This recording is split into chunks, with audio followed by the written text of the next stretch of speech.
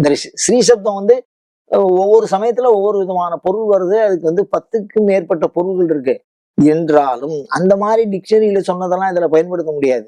இதெல்லாம் தேவ ரகசியம். தேவ ரகசியம். அம்பாள் வந்து ஸ்ரீ. இப்ப ஸ்ரீங்கிற சப்தம் நேரடியா அம்பாளை குறிக்கும்.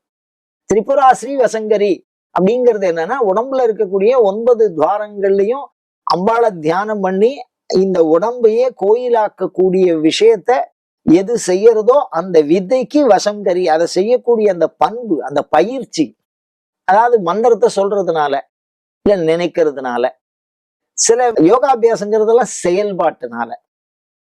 அந்த மாதிரி உடலை மூக்கு உள்ள துணி விட்டு வாய் வழியா இழுப்பா, வயதை மாத்திரம் ஆட்டி காமிப்பா. நம்மளால எல்லாம் அந்த மாதிரிலாம் செய்ய முடியாது. இந்த ஹடயோகம் பண்றவா அப்படியே அசையாம இருப்பா. மரக்கட்ட மாதிரி தண்ணியிலேயே அப்படியே மிதப்பா. நீச்சல்லாம் இல்லாம, நீச்சல் அடிச்சுட்டா தண்ணியில் நிற்கலாம். அப்படி இல்லை.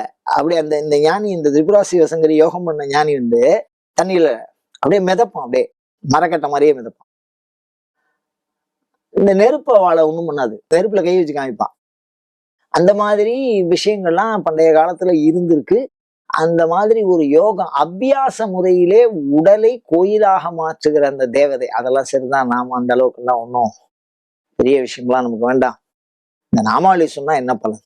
திரிபுரா ஸ்ரீ வசங்கரி அப்படின்னு சொல்லிட்டே இருந்தா என்ன பலன் அப்படின்னு சொன்னா, அதிசய சித்துக்களை அறியும் வல்லமை வரும். அதிசய சித்துனா மனித ஆற்றலை மீறி சில செயல்களை செய்யறது, நாளைக்கு நடக்க போறத சொல்றது, அந்த மாதிரிலாம் சித்துன்னு சொல்லுவா. அந்த சித்துக்கள் கிடைக்கக்கூடிய ஒரு அற்புதமான நாமாவளி. அதே மாதிரி சரீர பலத்தை தரக்கூடிய அற்புதமான நாமாவளி